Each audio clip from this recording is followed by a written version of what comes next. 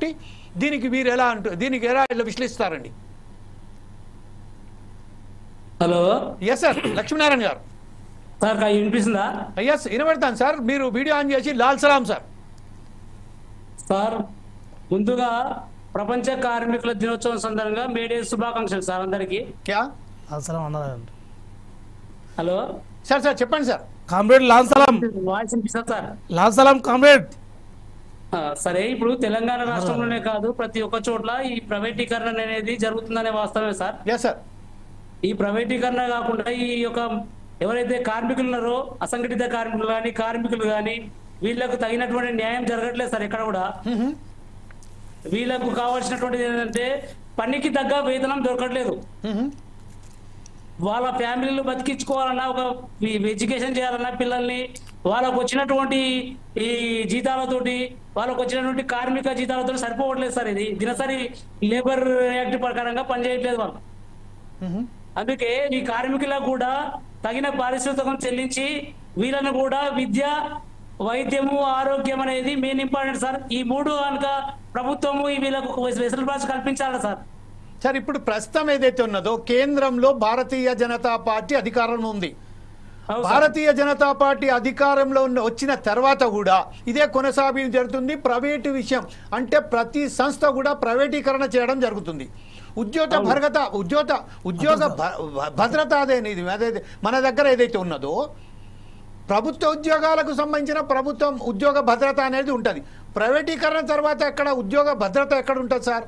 దానికి సంబంధించింది బిఎంఎస్ రాష్ట్ర నాయకుడిగా మీరేమంటారు? ప్రైవేటీకరణ మాత్రం జరుగుతూనే ఉన్నది కదా సార్? సార్, మేము బిఎంఎస్ లో ఓన్లీ మత్స్యకారులకే మేము రాష్ట్ర అధ్యక్షులు సార్. అచ్చా. మత్స్యకారులకే మేము అధ్యక్షులు. అయినప్పటికీ భారత మజ్దూర్ సంఘ్ కు సంబంధించింది అది ఒక అనుబంధ సంస్థనే కదా సార్? అంటే వాస్తవానికి రాష్ట్ర వ్యాప్తంగా ఈరోజు మేడే అనేది ఒక ప్రపంచవ్యాప్తంగా ఒక దినం, ప్రపంచవ్యాప్తంగా కార్మికుల దినం కాబట్టి భారత మజ్దూర్ సంఘం మీరు ఎలా విశ్లేషిస్తారండి? అవును సార్, మేము భారతీయ మజ్దూర్ సంఘ్ లో రాష్ట్రానికి అధ్యక్షులు అనేది ఓన్లీ ఒక వర్గానికి మాత్రమే, ఫిషరీస్ వర్గమే, మత్స్యకారులకే మాత్రమే మేము ఉన్నాం సార్. ఇప్పుడు సరే, మత్స్యకారులకు సంబంధించి కూడా మనం ఇప్పుడు అనేక మంది మత్స్యకారులు కూడా లక్షలాది మంది మత్స్యకారులు కూడా వాళ్ళు పోతున్నారు కదా సార్. వాళ్ళకు ఆ వృత్తిపరంగా వారికి కూడా అన్యాయం జరుగుతూనే ఉన్నది. ఈ విషయంపై మీరేమంటారండి? తప్పకుండా జరుగుతుంది సార్, అన్యాయం జరుగుతుంది. మత్స్యకారులకు కూడా కార్మికులుగా గుర్తించి వాళ్ళకు కూడా మత్స్యకారులకు వచ్చినటువంటి జీవనోపాధి కల్పించాలి సార్ ప్రభుత్వం. వాళ్ళకు వచ్చేది అంటే ఉచిత చేప పిల్లలు వస్తున్నాయి సార్ మనకు తెలంగాణ స్టేట్ లో. ఆ ఉచిత చేప పిల్లలు అనేది క్వాలిటీస్ మీద వస్తలేదు, క్వాలిటీ లేదు సార్. ఇప్పుడు వాళ్ళకి కరెక్ట్ గా నాణ్యమైన సీట్స్ అందట్లేదు. వాళ్ళకి కావాల్సినటువంటి సీట్స్ ఎంత అందాలో అంత అందకుండా ప్రభుత్వం అనేది ఇచ్చే సీట్స్ ఒక రకం ఉంది, చెప్పేది ఒక రకం ఉంది, చేసేది ఒక రకం ఉంది సార్.